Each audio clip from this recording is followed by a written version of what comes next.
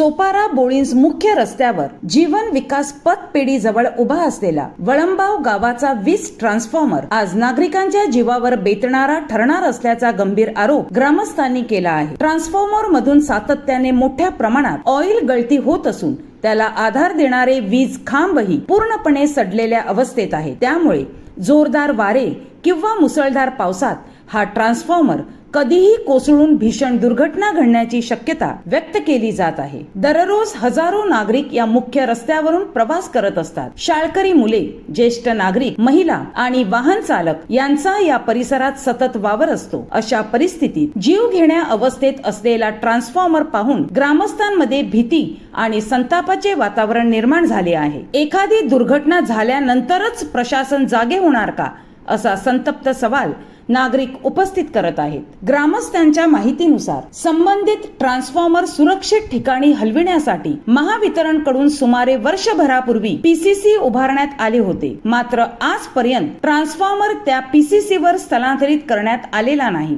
त्यामुळे प्रशासनाच्या निष्क्रियतेवर नागरिकांनी तीव्र नाराजी व्यक्त केली आहे। या प्रकरणी माजी नगरसेविका फ्लेविना पेगाडो यांनीही प्रशासनाला थेट इशारा दिला आहे। नागरिकांच्या जीवाशी खेळ करणारी ही हलगर्जीपणा तात्काळ थांबवावी। ट्रान्सफॉर्मरचे स्थलांतरित त्वरित झाले नाही तर तीव्र आंदोलन छेडले जाईल, असा स्पष्ट इशारा त्यांनी दिला। दरम्यान वळंबाव गावातील विल्यम गोन्साल्विस ते वॉल्टर गोन्साल्विस तसेच सिम्सन गोन्साल्विस ते सॅमी गोन्साल्विस यांच्या घरापर्यंत सुरळीत वीज पुरवठा व्हावा यासाठी प्रत्येकी 2 वीज खांब उभारून बंच कंडक्टर टाकण्याची मागणीही करण्यात आली होती। मात्र या कामालाही तब्बल 1 वर्ष उलटून गेले असून अद्याप कोणतीही कार्यवाही झालेली नसल्याचा आरोप ग्रामस्थांनी केला आहे।